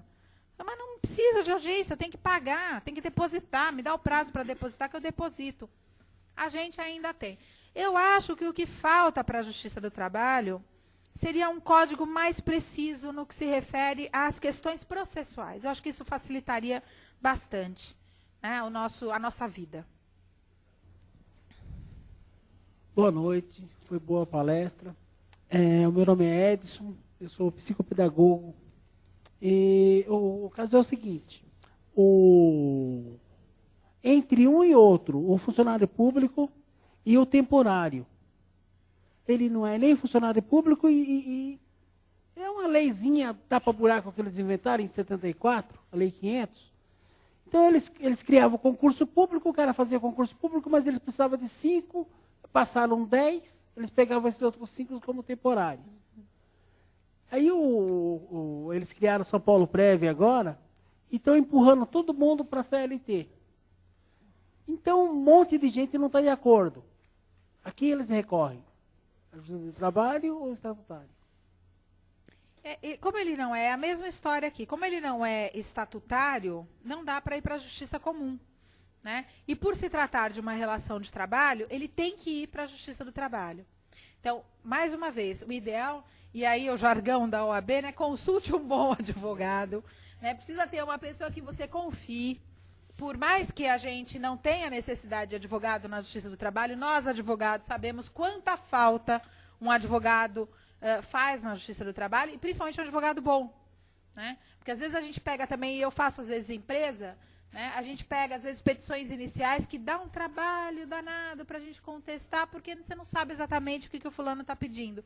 Porque ele não tem um conhecimento técnico aprofundado a respeito do tema. Então, é fundamental que tenha um bom advogado e a competência, a meu ver, é da Justiça do Trabalho. Tem que ir para a Justiça do Trabalho discutir. O problema é justamente o que eu estava falando com um colega aqui da frente. Os direitos são mínimos em razão da súmula do Tribunal Superior do Trabalho. O que prejudica em muito esse trabalhador. Né? A lei tapa buraco e o tribunal acaba confirmando o que a lei pretende fazer e os objetivos do Estado. Quer dizer, evitando um pagamento que seria mais do que justo.